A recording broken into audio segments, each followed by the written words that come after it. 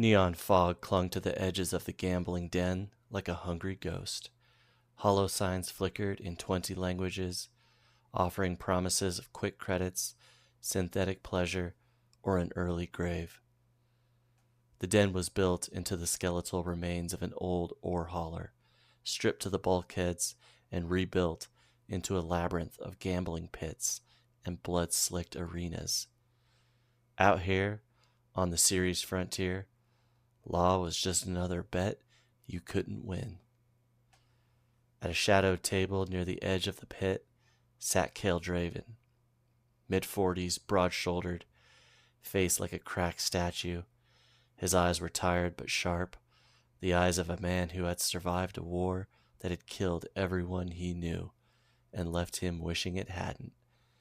His old faction insignia, half burnt and unrecognizable, still clung to the strap of his worn jacket. At his hip, a matte black pistol, strapped to his thigh, a combat knife, its blade polished from years of use. He laughed too loud at the dealer's joke, his breath reeking of contraband liquor, a small pile of chips already dwindling. Every shuffle of cards was another chance to lose. Kael liked losing. It reminded him he was still alive. Across from him lounged Nyx, the synthetic woman he had once pulled out of a trafficking freighter's cargo hold during the war. Her skin was too flawless to be real, her smile too sharp to be safe, and her eyes glowed faintly with the data streams that flickered behind them.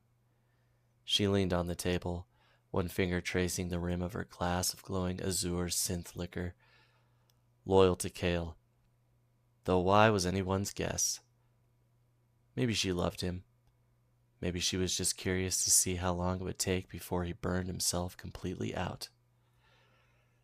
"Don't slouch," she teased, voice velvet wrapped around steel. "You look like a corpse someone propped up for luck." Kael snorted, lighting a smoke with shaky fingers. "Luck and I divorced years ago, sweetheart. She got the house, the dog, and my liver." The table erupted in laughter.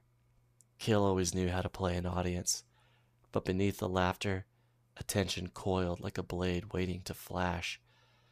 The den wasn't just full of gamblers, it was full of predators, gang lieutenants, corporate fixers, smugglers, and killers, all eyeing one another across the haze.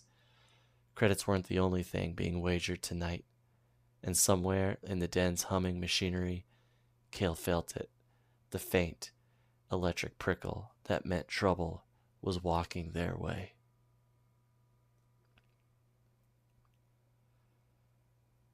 The air around the table curdled the moment the veterans stepped into Kael's shadow.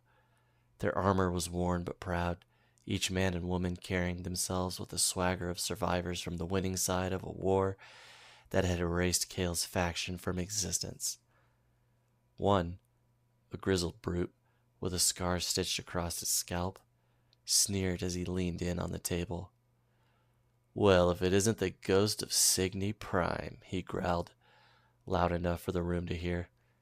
"Didn't think we'd see you crawling around the gutters, Draven. You're lucky we didn't just put one in the back of your skull the moment we saw you." The others chuckled, each insult heavier than the last. They tore into his uniform scraps, his scars, his obvious chemical dependency. Kael didn't flinch, didn't even blink. He just lit another smoke, downed another glass of synth liquor, and chased it with a chalky blue pill. His hands trembled, but not from fear. Withdrawal was its own war. His expression was loose, a lazy grin plastered on his face. Nyx leaned forward, her voice carrying a razor's edge beneath the velvet. "That's enough. You've had your fun. Leave him alone." The veteran's attention snapped to her. Suddenly, the game shifted. Their sneers widened, eyes running over the flawless synthetic. They circled her, words dripping with suggestion and ugliness. One reached out, fingers grazing the line of her jaw.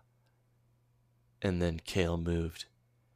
The grin vanished, his body uncoiled like a spring, the pistol flashing into one hand, the combat knife into another. In less than a breath, 3 soldiers were down, one with his throat slit, 2 with holes drilled through their faces. The den exploded into chaos. The veterans surged at him, but Kael was already inside their guard. The knife danced, stabbing, tearing. The pistol barked point blank, bone and blood spraying the table. A fist slammed into his ribs, a blade cut him across the arm, and a gunshot tore into his side. But Kael didn't stop. Fatalism had given him freedom, and the frenzy carried him forward. Half the group fell in seconds. The other half fought like cornered animals. Kael's body became a ledger of wounds. Knife gashes, bruises, teeth marks. But he carved them down one by one until the last soldier collapsed in a heap at his boots. All the while, Nyx never flinched. She sipped her drink, legs crossed elegantly, her voice laced with sarcastic encouragement. "Left side, Kael. Try not to bleed out on my shoes. Oh, that was nice. Very dramatic." When the silence finally fell, the staff moved with routine efficiency. Corpses dragged away, tables wiped clean, new chips stacked, and fresh gamblers ushered in. Blood on the floor was just part of the attraction. Combat drew crowds, and Kael had put on one hell of a show. The barkeep approached, smiling with all the warmth of a ledger filling with credits. "Room's yours for the night. On the house. You've earned it." Later, in the room. The walls were thin, the neon light from the den below bleeding through cracks. Nyx knelt beside Kael, her hands gentle but firm as she stitched wounds and applied pressure patches, her lips corked into a smile. "You're still alive. Congratulations. Again." She leaned closer, her voice softening. "You know, you could let me do more than patch you up." Kael's eyes met hers, tired but sharp. He shook his head, stopping her hand. "No, Nyx, you're not for that. You're like," his voice cracked just for a moment, "family." She sighed, settling beside him, brushing synthetic hair from her face. "One day, you'll let me in, one way or another." A silence stretched between them, broken only by the hum of old machinery. Then, knock, knock, knock. The sound was steady, purposeful. Whoever was at the door wasn't drunk, wasn't staff, and wasn't here for pleasantries. Kael's pistol was in his hand before the third knock.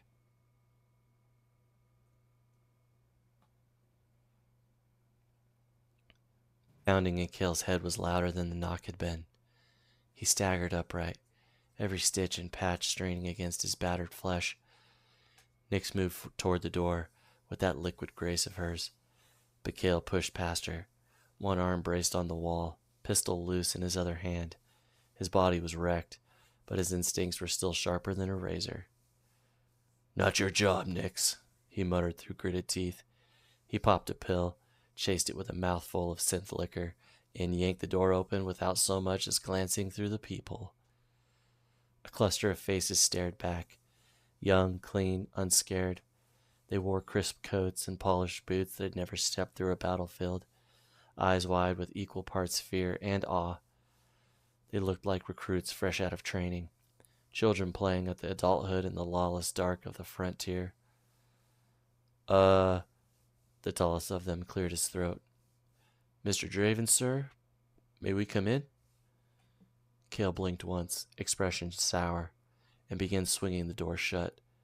"No." Before it latched, Nyx brushed him aside, a flash of charm cutting through the haze of his cynicism. She smiled with disarming warmth, her voice like silk. "Ignore him, children. Come in. Sit down." She guided them to the room's rickety table, pulling out chairs, fussing like a hostess, then gently pushed Kael into his own seat. She laid out his stash with practiced efficiency. Knife, pills, smokes, drink, like a priestess arranging offerings on an altar. Kael grumbled, swallowed a handful of narcotics, and lit another smoke. The young strangers sat stiffly, hands folded, until one finally burst out. "We saw you, sir, in the den. The way you fought, we've never seen anything like it. You were magnificent." Kael barked a laugh, jagged and bitter. "Magnificent? I'm bleeding out of 3 new holes, my guts are pickled, and half my teeth are fake. But sure, let's call it magnificent." The group exchanged nervous glances. Another spoke, voice trembling but determined. We need someone like you for a job, a real one, dangerous. We can't do it alone." Kael leaned back, half-lidded eyes narrowing through a fog of smoke and chemicals. His lips twisted into a mocking grin. "Oh, wonderful. More children looking to throw themselves into the grinder. Let me guess. You want me to babysit you through some suicidal fantasy? Maybe knock over a Martian bank, steal from the Jovian syndicates? Please, enlighten me. I love bedtime stories." The kids flinched, but Nyx reached across the table, her hand brushing Kael's, her voice steady. "Listen to them, Kael. Just listen. You might find something worth your time." Kael exhaled smoke through his nose, eyeing the eager faces across from him, then the unshakable loyalty of Nyx's gaze. He poured another drink, the glass trembling in his hand, and muttered with sarcastic cheer. "All right then, darlings, tell Uncle Kael your big, bright idea. And make it good, because I'm only half convinced I shouldn't shoot you all now and save you the trouble later."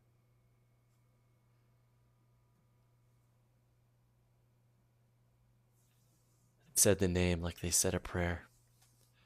"Marrow's Gate," said the tallest one, a kid with 2 wide eyes. "Outer Laconia cluster, near the broken belt lines. It was a garden settlement for 3 generations. Now," his voice collapsed. "Now it's a nightmare with raiders in charge," finished the girl beside him, sitting at the edge of a breath. "They took it 6 months ago. Her gaze slid to the floor, and she made a small animal sound that was a sob and a laugh at once. "They do what they want. They take food. They take credits. They take people."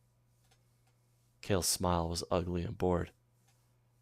"Have you tried calling the solar authorities? Filing a complaint to the prefecture? Maybe a lodge, a petition with the Martian consulate while you're at it." He snapped his pill case open with one grimy thumb, rattled out a handful of powders without looking. "We did," the kid, Ina, he heard, said. "We sent messages. We sent security footage. We begged." Her hands fluttered uselessly in the air. "They said the sector's underfunded. They said jurisdictional delay. They said—" She swallowed, and the rest of the sentence was a choking thing she couldn't finish. Kael's laugh was a dry rattle. "Fantastic. Bureaucrats. Always a thrill." He reached for the bottle, tipped it like a chalice, and downed. "You can hire mercs. There's whole private armies for hire now. Name your price. They take the credit. They take your daughters, and sometimes they even leave you with a flag to hang on the rubble." "We don't have money," said another, a short-haired boy with a voice like metal scraped across glass. He looked at the floor. "We have nothing to pay with. Not now." Kael's grin widened until it looked like it hurt. "So what, you plan to barter me with promises and incense? Save our hamlet, stranger, and we'll repay you with gratitude and home-baked pie." He jabbed the air with a finger. "Cute. Extremely cute." They flinched at his venom. Nyx, as always, didn't. She folded her hands on the table and watched them as if cataloging which of them might be useful later. Kael took 2 pills, lit a smoke, banged the butt of a cigarette out in the ashtray like percussion. Then Ina said the thing that unclenched the room. "There's rape," she whispered. "There's murder. Men, go into houses, take what they want. They humiliate people in the square. They punish those who resist. Mothers disappear. Children hide in cellars while the raiders walk in the sunlight." The silence fell hard enough to cut. Kael's mouth tightened. For a beat, he was the same dead-eyed comedian, the cynic with a catalog of barbed observations on hand. "How noble," he said, low and sharp. "How utterly quaint. You kids want to script a redemption arc. Kill a few villains, hang a flag, roll credits." He did not move to stand. His joints protested with a pop of old injuries while he mimed a bow with a cracked laugh. "And am I supposed to, after that, tell you historians how a washed-up old soldier with a knife turned the tide?" The boy who'd spoken earlier, Thomas, made a small sound like a sob.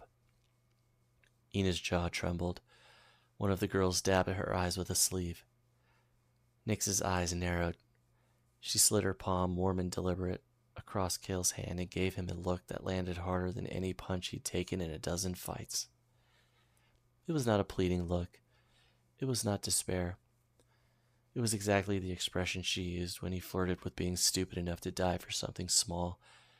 Dangerous, sure. And she wanted the spectacle.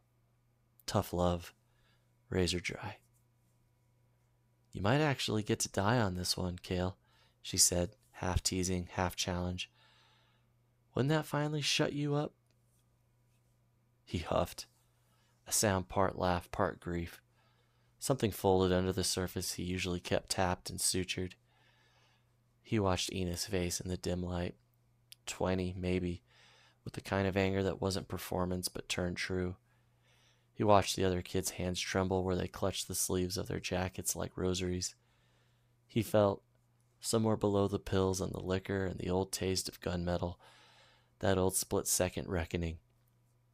You can walk away, or you can go in and do what you can. "Fine," he said finally. The word had weight. It tasted like smoke and blood. "I'll do it." He made sure it was loudly transactional. "And I'm not doing it for heroics. I'm doing it for pay. Big pay. Enough that I could wake up in the morning and not want to hang myself for the lack of better options." He pointed his crooked finger like punctuating a contract. "You get me that, and I'll go carve your savior story out of whichever skull needs carving." They erupted. Grateful tears, noisy thanks, flailing congratulations. Thomas grabbed Ina's shoulder and laughed like an idiot. One of the girls made a small, hopeless little prayer under her breath and clapped once. Kael barked at them, irritated. "Quiet," he growled. He pushed a handful of pills into his mouth, as if to punctuate the seriousness of a familiar vice, then reached for the bottle and drank it like he was sentencing himself. Nyx sat back, one eyebrow arched. "Names," Kael said, suddenly linear, almost surgical, rubbing at the ragged stitching on his forearm. "Tell me your names. I like to know the people I plan to drag through fire." They told him. Ina, Thomas, Leah, Rook. Small syllables, each with a story tucked behind it. Kael registered them like someone checking gear. Strength, weakness, who'd freeze and who'd fight. Nyx watched them too, cataloging, calculating. The faint blue glow behind her irises doing the work his fogged mind refused. When they were done celebrating, and he had dosed himself enough to steady his hands, Kael dragged a crooked finger across the table. "All right," he said. "You keep your hope. Tomorrow we leave. If any of you cry again, I'll personally make sure you regret being memorable." Nyx snorted. They laughed, because bad jokes are good anesthetics. because the room smelled of disinfectant and blood and the last gasp of adrenaline. Outside, the den hummed on, oblivious. Inside, a ragged coalition of desperate kids and a ruined soldier stitched themselves into a plan that would either save a place called Marrow's Gate or bury them all under fresh graves. Kael reached for his knife and his pistol and checked them absent-mindedly like a man coaxing old friends awake. "Get some rest," he said, because it seemed like the most paternal thing he could do. They cheered again. Quieter now. Controlled. Nix poured another drink for him. Then another small aid patch from a hidden pocket, working the way she always did. Precise, clinical, affectionate. Outside, the knife pressed in. Inside, the makeshift family sat around a battered table.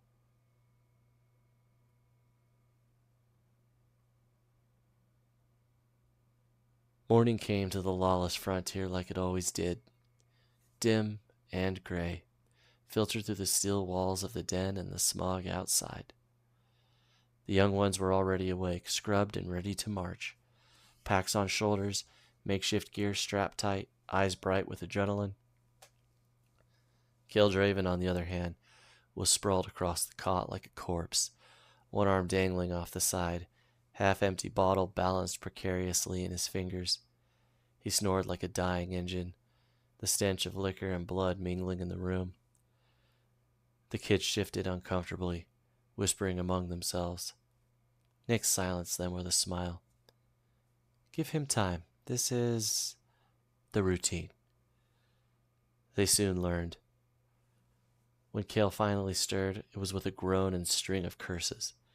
He sat up, every scar pulling, every fresh wound screaming.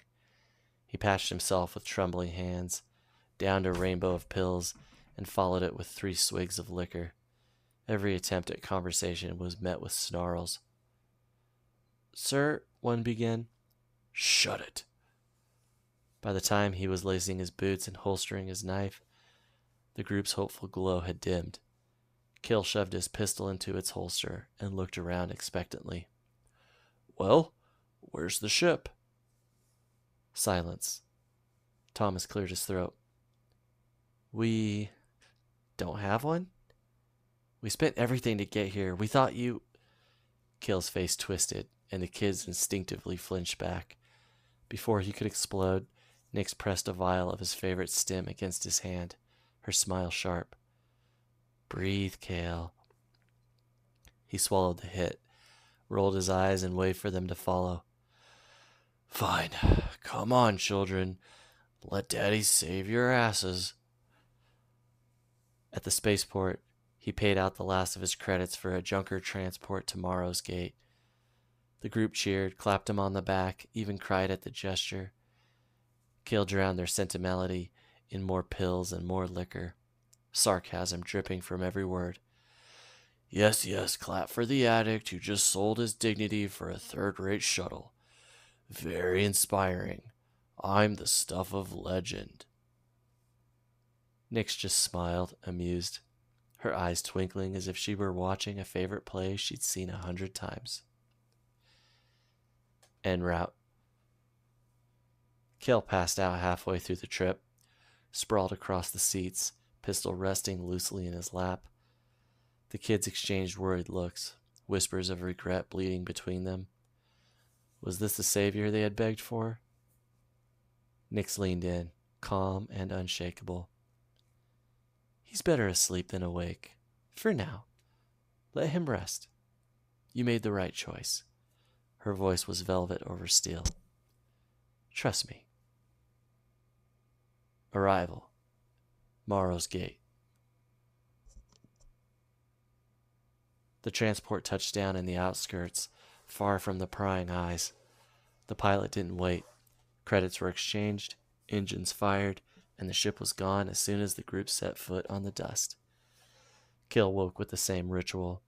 Pills, liquor, smoke, patches. The kids watched in silence this time, their earlier questions swallowed.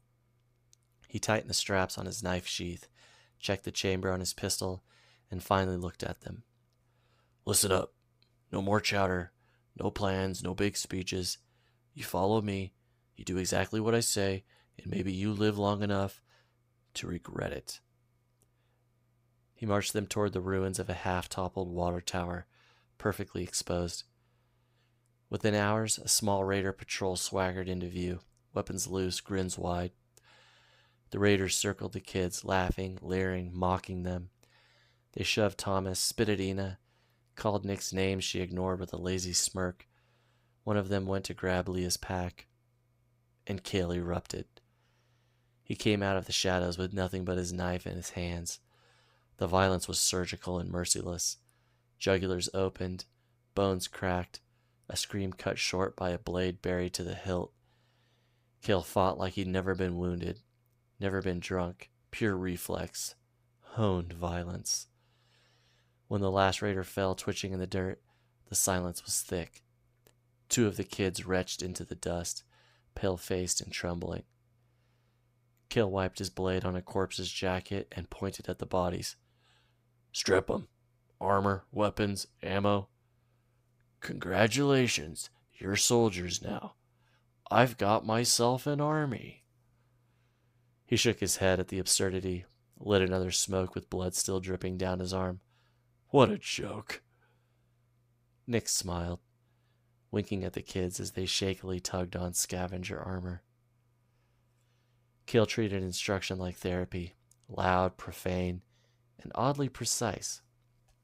He paced the ruined lot while the kids clanked into salvaged armor, barking out the fundamentals in the voice of a man who taught recruits under flak and in freezing barracks on 3 different worlds. Rule 1, he said, slapping the butt of a scavenged carbine so the table rattled. Muzzle discipline. If your muzzle ever points at your friends, I will personally remove your ability to point at anything at anybody ever again.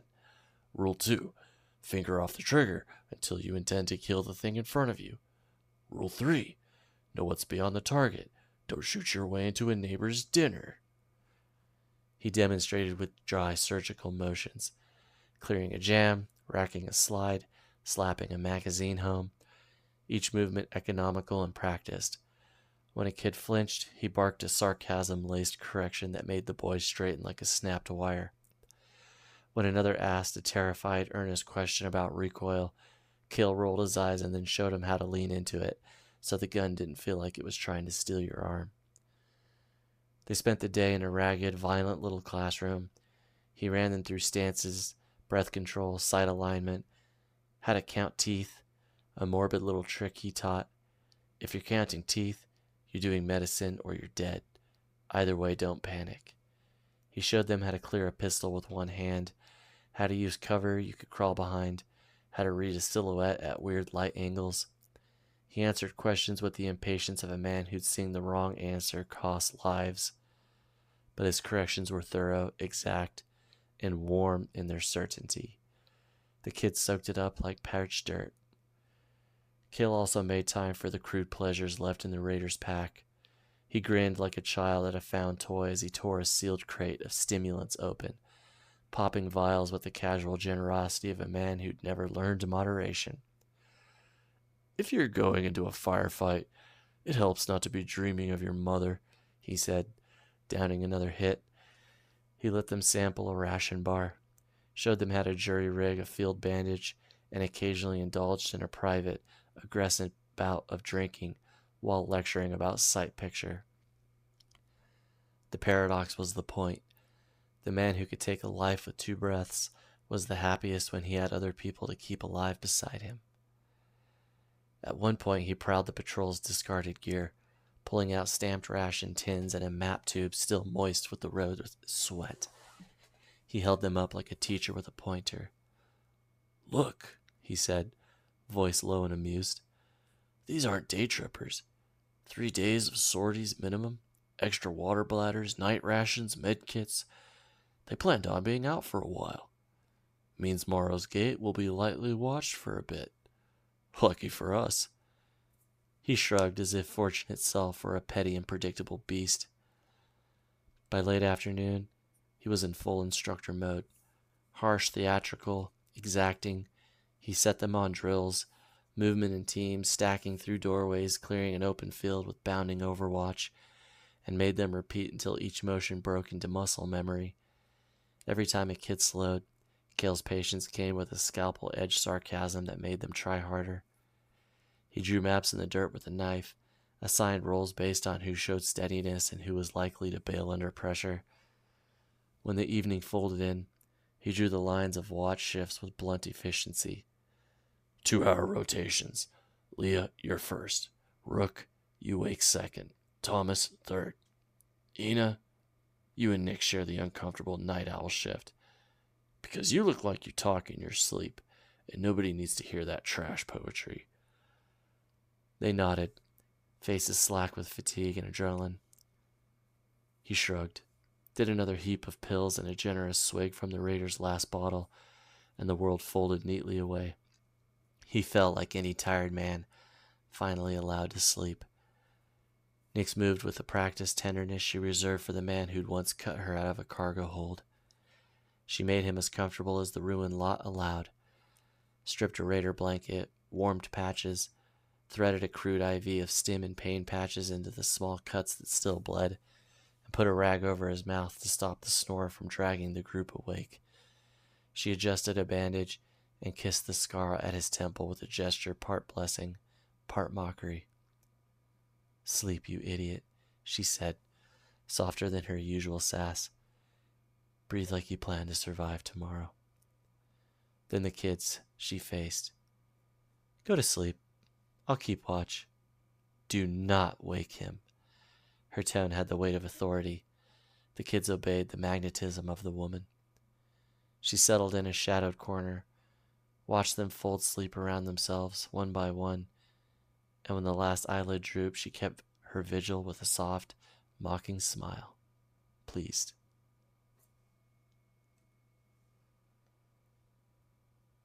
Kael's morning was a ritual and a sermon, one hand on the bottle, the other rifling through pills, cursing at a shadow that dared suggest he move slower. He limped around, checked the knife, checked the pistol, checked the new stitches. Whenever a kid exhaled a question or made a noise, he'd stop, fix them with a glare, and snap some acidic line that hushed them like a drill instructor slapping a recruit awake. "If you sound like a novelty, I'll treat you like one," he muttered once, then popped another vial and kept moving. Nyx stayed beside the group with the easy calm of someone who'd seen this particular weather before, quieting the jittery ones with a hand on his shoulder, a dry joke, a soft squeeze. They moved out at dawn. Kael led, cigarette ember blooming in the dust, bottle tucked into a pocket he never opened, muttering to himself about the weather, about old commanders, about the taste of rain on Mars. Every time somebody whispered or shuffled, he amplified. Not cruelly, exactly, but always loud enough to clamp their mouths shut with embarrassment. "Eyes forward, mouths closed. Your breath will betray you before your boots do." His sarcasm cut the air like a blade, and they learned quick. From the high ground, they picked their teeth at Marrow's gate, a scatter of roofs, scrap-built walls, the Raiders' flags snapping like bored dogs in the wind. Kael planted himself in a hollow behind a broken water tower and went still. Hours passed. The group fidgeted. Nyx watched the approaches and kept them steady. Kael ate a handful of shroom caps and seemed to fold into the stone itself. The light in his face went thin. His pupils rolled, and a deadly calm settled like armor. He didn't move for what felt like forever, eyes unfocused and seeing a map only he could read. Then he spoke, soft, a whisper that carried the weight of a man who'd bought time and knowledge with blood. "Everything I taught you yesterday, trash. If you try to do it now," he let that land. "You're useless fodder for this. You stay up here. You don't move." He watched each of them like a mechanic checking gears. Then, almost in private as the wind took the words, he turned his whispers to Nyx. "If I go down," he said, voice narrowing to something almost gentle, "you take them. You get them out. Forget the whole thing. Start somewhere new. A beach planet. A little place, no raiders. Better coffee. You promised me that? Nyx's face softened, the ghost of a grin in the corner of her mouth. You're sentimental for a corpse, Kael, she said, but the promise was made, and it sounded like a treaty. When he moved like a storm. He dropped from high ground into the streets like a banshee let loose. No calling, no warning. He ran the alleys in a blur, shoulders low, boots chewing pavement, pistol barking and knife flashing. Raiders turned from gambling tables or a doorway had found their worlds suddenly rearranged. He did not waste motion. He shot a man trying to reach for a shotgun, cut the throat of one who tried to backstab him with a bolt knife. He ran through open ground with an animal's efficiency, a black blur of smoke and violence that left men falling in their own astonishment. From their hidden vantage, the kids watched with mouths open. Some threw up. Some covered their eyes and peered through fingers. Nyx's jaw tightened, but she stood steady, proud in that peculiar, private way she had when Kael was at his best. When the raiders began to scramble, organize, regroup, shout, Kael darted into the husk of an old communal bakery. The building was little more than a collapsed shell. Its front wall split open into a wide, jagged gap with a door once hung. He disappeared into the ruin, swallowed by shadow and dust. The patrol formed like hunting dogs, circling the building, voices bubbling with rage. They threw shots at the gaping hole, pounded at broken masonry, jabbed weapons into the cracks. The siege smelled of cheap fuel and cheaper bravado. Then the leader came forward. He emerged from the knots of raiders like a man wearing everyone else's arrogance. Tall, well-groomed in a way that suggested he'd stolen more than he'd earned, and he wore a grin that never met his eyes. A half-branded crown of trophies, teeth and rings and shiny little trinkets, hung from his jacket. He carried himself like the kind of predator who learned it to make it cruelty look like charm. Around him, his lieutenants kept the distance, as if it were a stage. He called up to the ruin in a voice practiced for negotiations. Draven, he said, as if the name was an old song. Step out. Hand over your knife, and we'll promise you a clean death. Kael's answer was a laugh that sounded like gravel. Promises from raiders, he said, like perfume on a corpse. His voice was loud enough now, cutting through the gestured calm. You think I'm some sort who parades for mercy? Cute. The leader's grin didn't falter. Think of your own end. Quick, public, useful to the rest of us as a lesson. Kael's eyes narrowed. For a breath he was quiet. Fine. I'll come out when I'm ready. The leader's laugh was thin. You're a spectacle, old man. The leader's voice dropped to a final, venom-laced whisper. You have until sunset. Come out, or we start killing townspeople. He turned, and his men answered with a ripple of cruel, eager laughter. Kael swallowed. The shrooms had him tethered to places both clearer and more fevered than ordinary minds. The raider leader sneered and signaled. The siege settled. Outside the ruin, the settlement waited, its future hanging on a man with a pistol, a knife, and a taste for self-annihilation. Sunset bled the sky thin. Kael stood at the jagged gap of the ruin, knife in hand, and the world held its breath.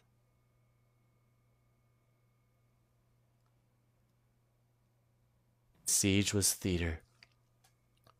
When the Kael Draven appeared in the gap, knife in hand, cigarette smoke curling, it was exactly what the raiders wanted. The last broken soldier framed in ruin, daring them to finish the legend. They unleashed a hailstorm of bullets and plasma. Charges thumped against cracked masonry. Dust and fire swallowed the hollowed building. On the ridge, the kids screamed. Some cried outright. Nyx's hands tightened into fists. Her face stayed still, even as her eyes shimmered faintly. She didn't want to believe what she was seeing. Then the dust settled, and Draven was still standing, unmoving, smiling, knife gleaming in the ruin. One of the raiders, grinning, swaggered forward and shoved a hand through the figure, and his arm passed through empty light. The hologram flickered, but it didn't fall. The laughter died. A ripple of unease cut the ranks. Because while they'd been watching a ghost, the real Draven had been among them the whole time. He hadn't tucked himself inside the shell at all. When he'd dived in earlier, he'd only used the ruin's blind side as cover to slip into his stolen armor and strode out the moment the hologram activated. While their eyes were on the decoy, he was placing little gifts, micro-explosives in the choke points, under the ammo crates, tucked into vehicle engines, strung along the barricades. No one looked twice. Raiders didn't notice or question another set of hands in the chaos. He'd had all the time in the world. By the time the leader realized the trick, Draven was already crouched in cover a block away, leaning against a crumbled wall, flask in one hand, pill case in the other. He took his time with it, washed the drugs down, lit a smoke, grinned like a man watching a private joke unravel. The leader's voice rang out, furious. "Draven, you old bastard, show yourself." Kael sighed, thumb brushing the detonator. Then he pressed. The world turned white. Every carefully planted charge went off in harmony, ripping through the raiders' siege lines. Barricades folded, men shredded, vehicles blossomed into fireballs. The shockwave rolled out like a cruel tide, shredding everything but the buildings of the settlement itself. He'd been surgical. Every blast was placed to tear the invaders apart without touching the townsfolk cowering inside their homes. When the smoke cleared, Marrow's gate was standing. The raiders were not. On the ridge, the kids stared to pale faces, half exhilarated, half sick.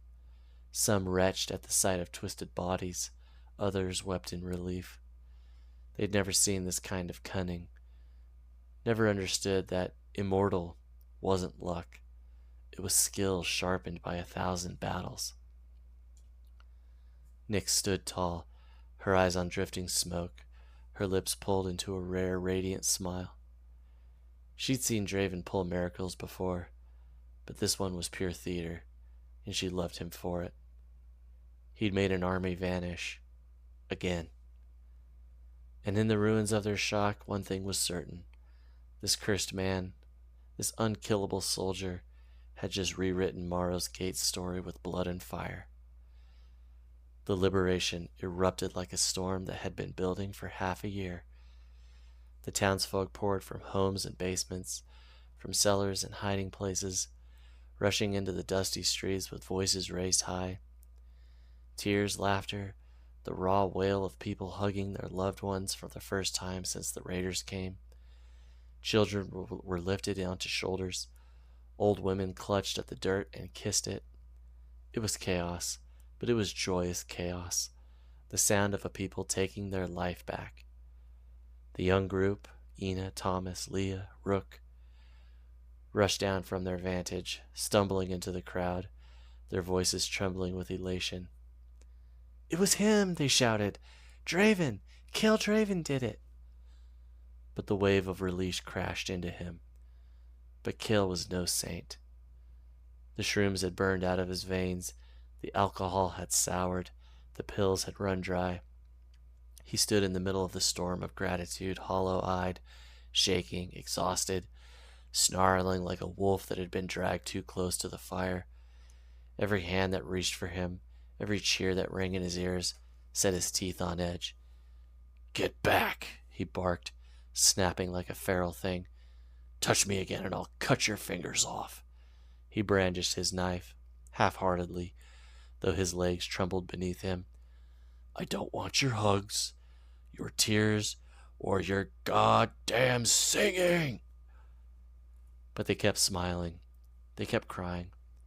They kept shouting his name like a victory. No matter how sharp his teeth, their joy was immune. And then Nyx was there.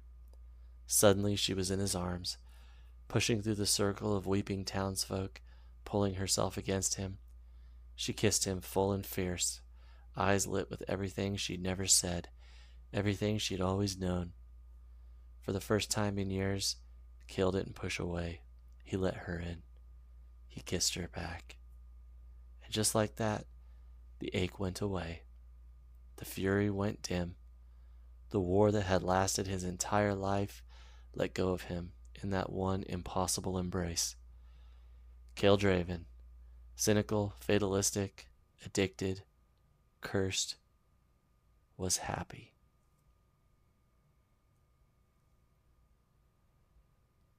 Gates later. Marrow's gate was unrecognizable. The streets were clean, lit with neon and starlight. Crops grew fat in hydroponic towers. Children played in the squares, their laughter carrying further than gunfire ever had. The settlement was thriving, the crown jewel of the Laconia cluster. And all because Kael Draven never left. He never took the reward the young ones promised him, never brought his way off-world to drown in another battle on some nameless rim station. Instead, he stayed. He trained a militia, then a proper guard, then a full military that carried his name like a banner. Raiders never returned. His presence alone was deterrent enough.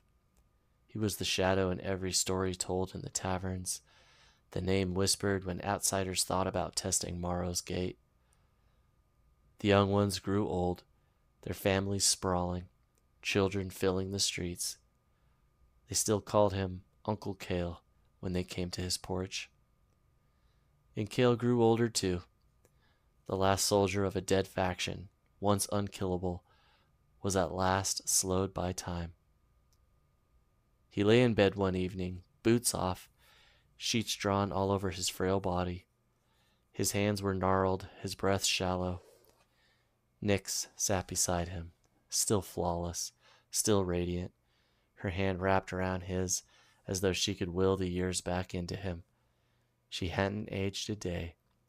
She never would. Kael looked down at his bare feet, a crooked smile tugging at the corners of his lips. For the first time in a lifetime, he wasn't in armor, wasn't gripping a blade, wasn't waiting for the next strike. He was just a man in bed, with his boots off, hand in hand with a woman who had outlived every war with him. "It's funny," he whispered, looking down at his bare feet in bed. And with that, Kael Draven smiled, exhaled, and was gone. They built a statue in the square, bronze and steel, a man with a pistol on one hip, a knife in the other, his boots planted firm on Marrow's gate soil. At his side, a woman of perfect beauty and perfect loyalty, rendered forever in metal. The plaque was simple: Kael Draven, last soldier, protector of Marrow's gate. And the children of the settlement still play in the shadow of that statue, centuries later, whispering his name like a legend. The end.